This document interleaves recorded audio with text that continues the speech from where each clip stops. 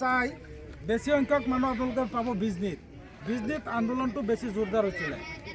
বিজনীৰ এটা দলঙত যেতিয়া মানুহখিনি দলঙত গৈ উঠিছে, তেতিয়া পুলিচে দুই চাইডৰ পৰা থিয় হৈ সেই মানুহখিনিক দলঙৰ ওপৰতে গুলি কৰিছে। মানুহখিনিক গুলি খাই নদীত পৰিছে। আপোনাৰ লিংটি সিঙত আছে 2জন, বিজনীত আছে 10জন, তেনেকৈ দাদা জুৰিয়াটো আছিলে সেই আন্দোলনৰ আমাৰ মৃত্যুবৰণ কৰা। তাৰপিছত 2010 চনত NRC যিটো NRC এতিয়া হৈছে, এই NRC পাইলট প্ৰজেক্ট হিচাপে 2010 চনত কাম আৰম্ভ কৰিছিলে। প্ৰথমতে বৰপেটা জিলাত আৰম্ভ কৰিছিলে। এই বৰপেটাত যেতিয়া কাম আৰম্ভ কৰিছিলে, NRCৰ যোনটো পাইলট প্ৰজেক্ট আছিলে, সেই পাইলট প্ৰজেক্টৰ যোনটো ফৰ্ম, আমি এতিয়া NRCৰ কাৰণে এটা ফৰ্ম ব্যৱহাৰ কৰিছোঁ, তেতিয়াও এটা ফৰ্ম দিছিলে। সেই ফৰ্মখনত বহুত ভুল আছিলে।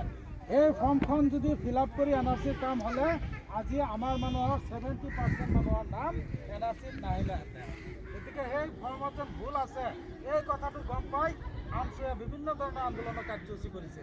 দিল্লী, দিছপুৰে আৰম্ভ কৰি কাৰ্যসূচী কৰাৰ পিছত চৰকাৰে যেতিয়া নামানে, তেতিয়া বৰপেটা চাৰ্কুল অফিচ ঘেৰাও কাৰ্যসূচী ঘোষণা কৰিছে। হাজাৰ হাজাৰ মানুহ ওলাই আহিছে।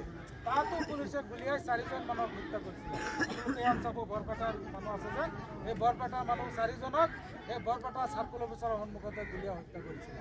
150-200ৰো অধিক মানুহ আপোনাৰ এই পংগু হৈছে, কাৰোবাৰ হাত ভাঙিছে, ভৰি ভাঙিছে। ইয়াত আপোনালোকে সোণাৰীবালি, আব্দুল আলী সোণাৰীবালিতো মানুহ মৰিছিলে। আপোনালোকে গম পায় নে নাই? তেতিয়া আব্দুল আজিজ